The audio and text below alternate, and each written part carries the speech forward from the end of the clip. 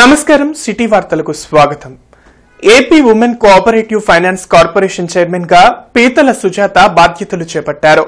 మహిళా సాధికారత కోసం కూటమి ప్రభుత్వం పనిచేస్తుందని అన్నారు. గుంటూరు మహిళా ప్రాంగణంలోని AP women cooperative finance corporation chairman గా పీతల సుజాత బాధ్యతలు చేపట్టారు. తన ఛాంబర్లో ప్రత్యేక పూజలు నిర్వహించిన అనంతరం ఆమె బాధ్యతలు స్వీకరించారు. తనకు ఈ అవకాశం కల్పించిన సీఎం చంద్రబాబు, మంత్రి నారా లోకేష్ కు కృతజ్ఞతలు తెలిపారు. ఉమెన్ కోఆపరేటివ్ ఫైనాన్స్ కార్పొరేషన్ ద్వారా మహిళలు ఆర్థిక స్వావలంబన సాధించేందుకు అన్ని విధాలా కృషి చేస్తానని ఆమె చెప్పారు. ఈ సందర్భంగా పలువురు ఉన్నతాధికారులు పీతల సుజాతను అభినందించారు.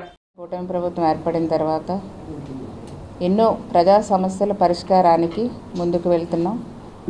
అందులో ముఖ్యంగా ఉమెన్కి సంబంధించినటువంటి సమస్యల్ని చిత్తశుద్ధితో పరిష్కరించడానికి గౌరవ ముఖ్యమంత్రి వర్యులు చంద్రబాబు నాయుడు గారు ఒక మంచి ప్రణాళికలతో ముందుకు వెళ్తున్న విషయాన్ని కూడా తెలియజేస్తున్నానండి.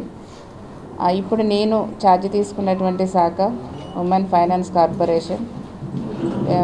ఇక్కడే మనం ఈ ప్రాంగణాలన్నీ కూడా ఉమెన్కి నిస్సహాయ స్థితిలో ఉన్నటువంటి మహిళలకి ఆశ్రయం కల్పించి వాళ్ళకి అన్ని విధాల ఆదరణ ఇవ్వటంతో పాటుగా వాళ్ళని మంచి ఎంటర్‌ప్రెన్యూర్స్గా తయారు చేయడానికి కూడా స్కిల్ డెవలప్మెంట్ ద్వారా వాళ్ళకి అన్ని నైపుణ్యత కల్పించి ప్రభుత్వం ద్వారా వాళ్ళ కాళ్ళ మీద వాళ్ళు నిలబడేలాగా ఈ ఫైనాన్స్ కార్పొరేషన్ ద్వారా ఎన్నో కార్యక్రమాలు చేపట్టడం జరిగింది. విద్యానగర్ 1వ లైన్లోని ప్రసన్నాంజనేయ స్వామి దేవాలయంలో 30వ హనుమత్ జయంతి వార్షిక కళ్యాణ మహోత్సవాలు వైభవంగా కొనసాగుతున్నాయి. హనుమత్ జయంతిని పురస్కరించుకుని స్వామివారికి విశేష అభిషేకాలు, సహస్రనామార్చన, కళ్యాణం నిర్వహించారు. మే 23వ తేదీన స్వామివారి ఊరేగింపు జరుగుతుందని, భక్తులు విశేషంగా ఈ కార్యక్రమంలో పాల్గొనాలని ఆలయ కమిటీ ప్రధాన కార్యదర్శి కొల్లి అనిల్ కుమార్ తెలిపారు.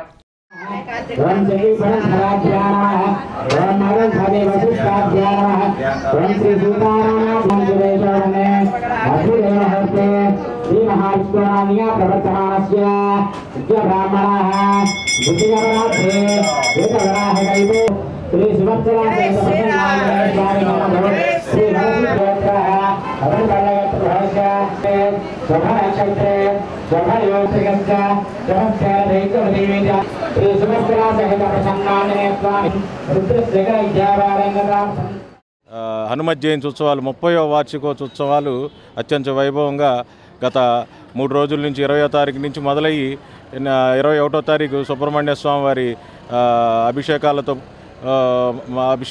అభిషేకాలు దాని తర్వాత ఇవాళ హనుమత్ జయంతి సందర్భంగా పొద్దున్నుంచే ఇవాళ భారీ ఎత్తున భక్తులు విద్యానగర్ 1వ లైన్లో ఉన్న శ్రీ ప్రసన్నాంజనేయ స్వామి వారి గుడికి విచ్చేసి వారు స్వామివారి పూజలు అందుకొని స్వామివారి కృపలకి పాత్రలు అవుతున్నారు. మరి వాళ్ళ పొద్దున్నుంచి మామిడి పళ్ళ రసంతో స్వామివారికి అభిషేక కార్యక్రమాలు, ఇప్పుడు దివ్య కళ్యాణ మహోత్సవ కార్యక్రమము కొల్లి బాలకృష్ణ గారి దంపతులు ప్రారంభం జరిగింది. మరి ఇవాళ సాయంత్రం 4 గంటల నుంచి హనుమాన్ చాలీసా పారాయణము 108 సార్లు నిర్వహించబడును. కావున భక్తులు ఇవాళ పొద్దునుంచి పెద్ద సంఖ్యలో వచ్చి స్వామివారిని దర్శించుకొని స్వామివారి తీర్థప్రసాదాలు తీసుకొని గుంటూరు తూర్పు నియోజకవర్గంలోని 9వ వార్డును మోడల్ వార్డుగా తీర్చిదిద్దుతామని ఎమ్మెల్యే నసీర్ అహ్మద్, మేయర్ కోవెలముడి నాని తెలిపారు. గుంటూరు తూర్పు నియోజకవర్గంలో MLA Naseer, mayor Kovelamudi Ravindra, commissioner Puli Srinivasulu పర్యటించారు. 9వ వార్డులో స్థానిక సమస్యలపై ఆరా తీయడంతో పాటు ప్రత్యేక శానిటరీ డ్రైవ్ ను చేపట్టారు. ప్రత్యేకంగా పారిశుధ్య కార్మికులను కేటాయించి ప్రతి లైన్లోని చెత్తను తీసివేయడంతో పాటు డ్రైన్లలో సిల్ట్ తొలగించే పనులను ప్రారంభించారు. ప్రజలు తమ పరిసరాలను పరిశుభ్రంగా ఉంచుకోవడంతో పాటు రోడ్లపై చెత్తను వేయకుండా సహకరించాలని ఎమ్మెల్యే నసీర్ కోరారు. కార్పొరేషన్ పరిధిలోని అన్ని డివిజన్లలో ఇలాంటి డ్రైవ్లను ప్రత్యేకంగా చేపట్టనున్నట్లు మేయర్ కోవెలముడి రవీంద్ర వెల్లడించారు. తూర్పు నియోజకవర్గంలో పలు రోడ్లను వైడనింగ్ చేయడంతో పాటు డ్రైన్లను వెడల్పు చేయాల్సిన అవసరం ఉందని కమిషనర్ పులి శ్రీనివాసులు తెలిపారు. కార్యక్రమంలో కార్పొరేటర్లు ఎల్లావుల అశోక్, మీరావళి, సంకూరి శ్రీను, ఇతర కూటమి నాయకులు పాల్గొన్నారు. లెగసీ వేస్ట్ ఏదైతే ఉందో వాటిని తొలగించడంతో పాటు శానిటేషన్ సిబ్బందిని ఎక్కడికక్కడ అప్రమత్తం చేసేటువంటి విధంగా ఈరోజు క్లీన్ గుంటూరు పేరుతో ఒక కార్యక్రమాన్ని తీసుకోవడం జరిగింది. అందులో భాగంగా 9వ డివిజన్లో ఉదయాన్నే పర్యటించి అక్కడ ఉన్నటువంటి శానిటేషన్ సిబ్బందితో పాటు సచివాలయ సిబ్బంది అలాగే సిఎంహెచ్ఓ మిగతా అధికారులందరినీ కూడా తీసుకొని కార్పొరేషన్ కమిషనర్ గారు, మేయర్ గారు, మేము అందరం కూడా కలిసి ప్రజల దగ్గరికి వెళ్ళి వాళ్ళ సమస్యలను, ముఖ్యంగా వాళ్ళు పడుతున్నటువంటి ఇబ్బందులు కానీ, అలాగే ముఖ్యంగా ప్రతిరోజు ప్రతి ఇంటి దగ్గర నుండి చెత్త సేకరణ ఏ విధంగా జరుగుతూ ఉంది, ఆ ప్రాంతంలో మురుగునీరు ప్రవాహం ఏ విధంగా డ్రైన్స్ ద్వారా జరుగుతూ ఉంది, అవసరమైనటువంటి మౌలిక సదుపాయాలు అభివృద్ధి చేసేటువంటి దాంట్లో ఒక ప్రణాళికతో ముందుకు సాగడానికి ఈ కార్యక్రమాన్ని తీసుకున్నాం. గుంటూరు కమిషనర్ గారు, అట్లాగే ఈస్ట్ ఎమ్మెల్యే నజీర్ అహ్మద్ గారు ఒక మోడల్గా శానిటేషన్ చేయాలి, శివారు ప్రాంతాల్లో మురికి వాడల్లో ముందు వాటిని అన్నింటిలో ఎక్కడ కూడా శానిటేషన్ కానీ, అట్లాగే డ్రైనేజ్ సిస్టమ్ కానీ, రోడ్లు కానీ, వాళ్ళకి ఏమైతే కావాలో అన్ని మౌలిక సదుపాయాలు ప్రజలకు అందించాలనే ఉద్దేశంతో ఒక క్లీన్ గుంటూరు అనే కార్యక్రమాన్ని వాళ్ళ స్టార్ట్ చేశాం. ఇక్కడ ఈ వార్డు ప్రెసిడెంట్గా 9వ వార్డుకి అశోక్ గారు ఉన్నారు.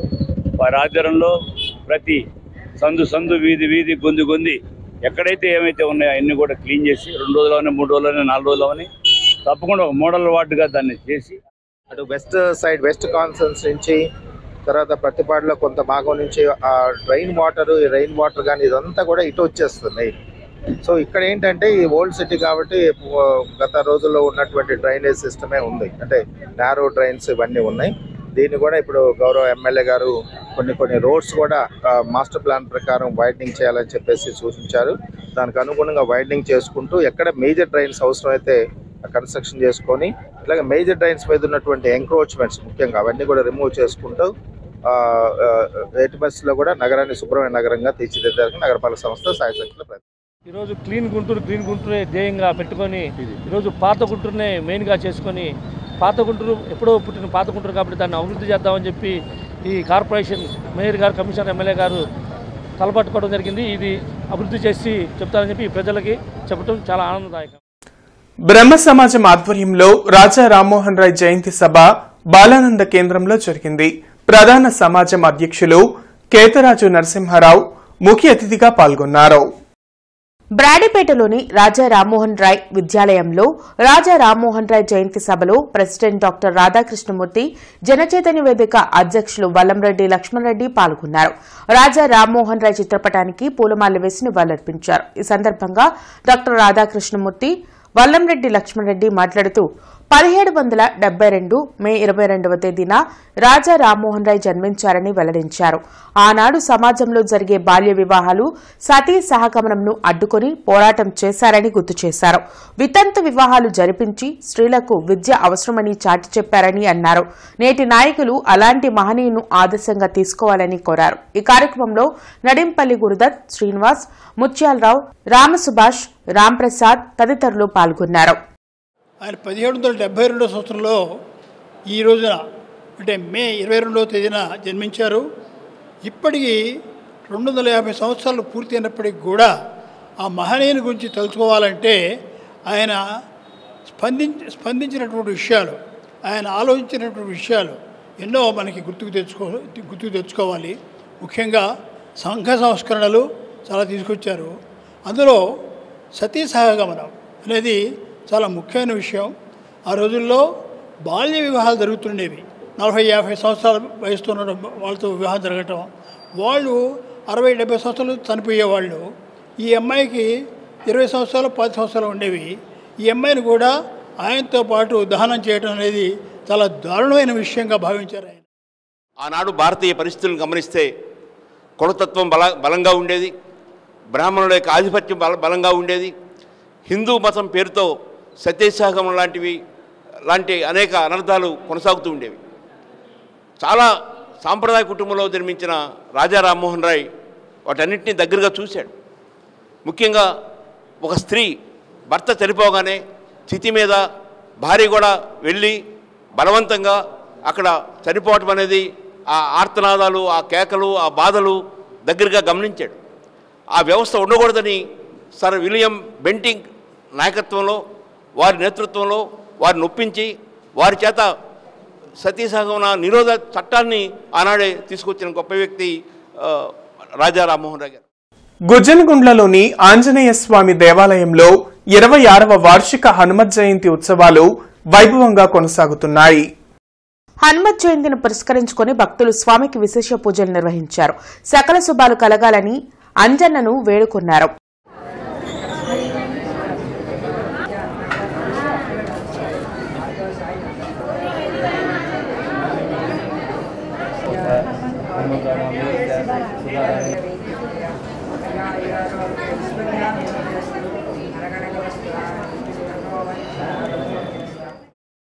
చంద్రబాబు తన 12 నెలల పాలనలో రాష్ట్రాన్ని అప్పుల ఆంధ్రప్రదేశ్గా మార్చారని మాజీ సీఎం జగన్ ధ్వజమెత్తారు. తాడేపల్లిలోని వైసీపీ కేంద్ర కార్యాలయంలో వైసీపీ అధినేత మాజీ సీఎం జగన్ మీడియాతో మాట్లాడారు. రాష్ట్రంలో పెట్టుబడులు తగ్గాయని, వచ్చే ఆదాయం బాబు గజదంగల జోబుల్లోకి వెళ్తుందంటూ తీవ్ర వ్యాఖ్యలు చేశారు. సూపర్ 6 హామీలు ఏమయ్యాయో చెప్పాలని ప్రశ్నించారు. రాష్ట్రంలో అభివృద్ది లేక, సంక్షేమ పథకాలు అందక ప్రజలు తీవ్ర ఇబ్బందులు పడుతున్నారని చెప్పారు.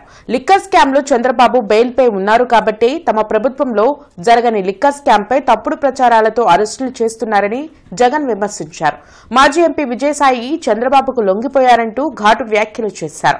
రాజధాని అమరావతి పేరుతో లక్షల కోట్ల రూపాయలను చంద్రబాబు దోచుకుంటున్నారని విమర్శించిన మాజీ సీఎం రెడ్ బుక్ పేరుతో అధికారులు, వైసీపీ శ్రేణులను వేధింపులకు గురిచేయడం దుర్మార్గమన్నారు. దేవుడి దయతో, ప్రజలందరి చల్లని దీవెనలతో మేము చేయగలిగిన మంచి వల్ల ప్రజల కొనుగోలు శక్తి పెరిగింది, పెట్టుబడులు కూడా దానివల్ల పెరిగాయి. ఈ రెండింటినీ ప్రామాణికంగా తీసుకుని ప్రతి అడుగు కూడా మేము అప్పట్లో వేయడం జరిగింది.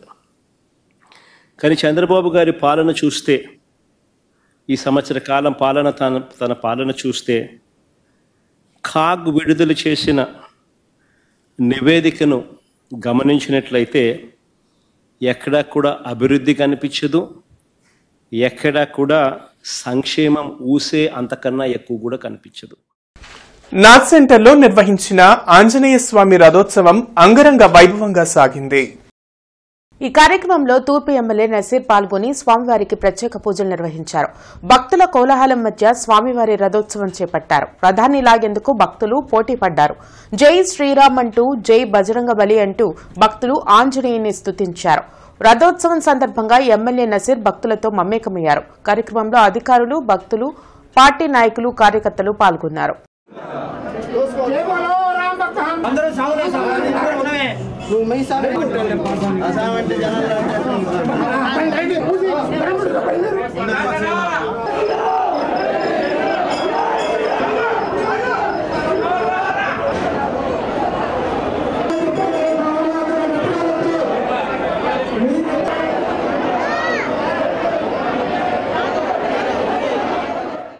ఆంజనేయ స్వామి వారి జయంతి సందర్భంగా 310 సంవత్సరాల చరిత్ర గల కొత్తపేట నాథ్ సెంటర్లో ఉన్న ఆంజనేయ స్వామి దేవాలయంలో సహస్ర ఘట్టాభిషేకానికి వేలాది మంది భక్తులు పాల్గొని స్వామివారికి ఘట్టాభిషేక కార్యక్రమం చేస్తున్నారు.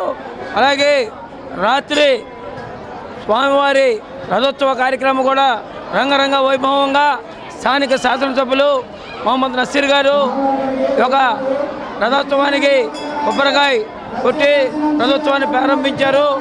అలాగే ఆ రథోత్సవ కార్యక్రమానికి కూడా వేలాది మంది భక్తులు పాల్గొని ఎప్పుడు లేని విధంగా చాలా రంగరంగ వైభవంగా రథోత్సవ కార్యక్రమం జరిగింది. అలాగే ఈరోజు స్వామివారి సహస్ర ఘట్టాభిషేకం కూడా చాలా వేలాది మంది భక్తులు. నగరంలోని శివారు ప్రాంతాల్లో పోలీసులకు సంబంధించిన హెల్ప్ లైన్ నెంబర్లు ప్రజలకు కనిపించేలా బోర్డులు ఏర్పాటు చేయాలని బ్రాహ్మణ చైతన్య వేదిక నేత సిరిపురపు శ్రీధర్ శర్మ కోరారు. నల్లపాడు రోడ్లోని సాయినగర్లో రౌడీ షీటర్ చేతిలో భౌతిక దాడికి గురైన బ్రాహ్మణ పురోహిత కుటుంబ సభ్యులను పరామర్శించారు. ఈ సందర్భంగా శ్రీధర్ శర్మ మాట్లాడుతూ నగరంపాలెం పోలీస్ స్టేషన్ అధికారులు విపరీత ధోరణిపై ఉన్నతాధికారులకు ఫిర్యాదు చేశామన్నారు. కేంద్ర మంత్రి పెమ్మసాని చంద్రశేఖర్, ఎమ్మెల్యే గల్లా మాధవి, ఎస్పీ సతీష్ కుమార్ కు బ్రాహ్మణ బాధితులకు న్యాయం జరిగేలాగా చూడాలని ఫిర్యాదు చేశారన్నారు. దాంతో వారంతా స్పందించి నగరంపాలెం పోలీస్ స్టేషన్లో దాడి ఘటనపైన వివిధ సెక్షన్లతో ఎఫ్ఐఆర్ ద్వారా కేసు నమోదు చేయించారన్నారు. వెంటనే స్పందించిన ప్రజాప్రతినిధులు, అధికారులకు ఆయన కృతజ్ఞతలు తెలిపారు. నగరంలో నగరంపాలెం పోలీస్ స్టేషన్ పరిధిలో మిర్చి యార్డ్ పక్కనే ఉన్న సాయినగర్ అనే ప్రాంతంలో ఒక స్లమ్ ఏరియాలో బ్రాహ్మణ పురోహిత కుటుంబం జీవిస్తుంది, సొంత ఇల్లు నిర్మించుకొని. అయితే అక్కడ స్థానికంగా ఉండే చిల్లర ఆకు రౌడీలు ఆ కుటుంబం మీద దాడి చేయటం జరిగింది నిన్న మధ్యాహ్నం నుంచి రాత్రి వరకు 3 పర్యాయాలు. దీనిపైన బ్రాహ్మణ చైతన్య వేదిక మరి గుంటూరు రేంజ్ ఐజీ శ్రీ సర్వశ్రేష్ఠ త్రిపాఠి గారిని సంప్రదించడం జరిగింది. అట్లానే కేంద్ర మంత్రివర్యులు బ్రహ్మచారి చంద్రశేఖర్ గారు, శాసనసభ్యులు వీరందరూ తక్షణమే స్పందించటం, వెంటనే తక్షణమే ఈ రోజున ఎఫ్ఐఆర్ కట్టడాన్ని బ్రాహ్మణ చైతన్య వేదిక హర్షం వ్యక్తం చేస్తుంది. పగడాల ప్రవీణ్ సంస్మరణ సభ మే 29న ఎల్ఈఎం స్కూల్ ఆవరణలో జరగనుంది. ప్రతి ఒక్కరూ పాల్గొని జయప్రదం చేయాలని క్రైస్తవ ప్రజా సంఘాల నేతలు పిలుపునిచ్చారు. అరండల్పేటలో కల్వరి మినిస్ట్రీస్ హాల్లో జరిగిన మీడియా సమావేశంలో క్రిస్టియన్ సేవా సంఘం ప్రెసిడెంట్ మల్లెల రాజు, రత్నప్రసాద్, అబ్దుల్ వలీమా, మండ్లమూడి స్టాలిన్ బాబు పాల్గొన్నారు. ఈ సందర్భంగా వారు మాట్లాడుతూ పాస్టర్ పగడాల ప్రవీణ్ మృతి క్రైస్తవ సమాజానికి తీరని లోటని అన్నారు. ఈ నెల 29వ తేదీన ఎల్ఈఎం స్కూల్లో క్రైస్తవులు, ముస్లింలు ప్రజా సంఘాల ఆధ్వర్యంలో పాస్టర్ పగడాల ప్రవీణ్ సంస్మరణ జరుగుతుందని తెలిపారు. పగడాల ప్రవీణ్ పేరుతో క్రైస్తవులకు, పాస్టర్లకు రక్షణ చట్టం తీసుకురావాలని కోరారు. ఈ సభకు కులమతాలకు అతీతంగా ప్రతి ఒక్కరూ తరలివచ్చి జయప్రదం చేయాలని పిలుపునిచ్చారు. ఈ కార్యక్రమంలో మణికుమార్, రవికిరణ్, రత్నప్రసాద్, జాన్సన్, ప్రేమరాజు, జయసుధా, శ్యాంప్రసాద్ పాల్గొన్నారు. పాస్టర్ పగడాల ప్రవీణ్ గారి మరణం యావత్తు క్రైస్తవులకే కాకుండా హిందువులకి, ముస్లింలకి ఆయన వాక్కుని విన్న వాళ్ళందరూ కూడా తీరం లోటుగా కనిపించింది. ఈ నెల 29 పగడాల ప్రవీణ్ గారి మరణ సందర్భంగా సంస్మరణ సభ క్రైస్తవుల భాషలో ఆదరణ కూడిక, ఇది హిందూ ముస్లిం క్రైస్తవుల ఐక్యతతో ఈ సభను ఏర్పాటు చేస్తున్నాం. ఎల్ఈఎం స్కూల్ గ్రౌండ్, మన లార్జ్ సెంటర్లో ఉన్న ఎల్ఈఎం స్కూల్ ఆవరణంలో గురువారం సాయంత్రం 29వ తారీఖు ఈ నెల గురువారం సాయంత్రం 5 గంటలకి ప్రారంభమై 9 గంటల వరకు ఈ సభ కొనసాగుతుంది. పగడాల ప్రవీణ్ కుమార్ గారి సంస్మరణ సభ అందరూ ఆహ్వానితులే.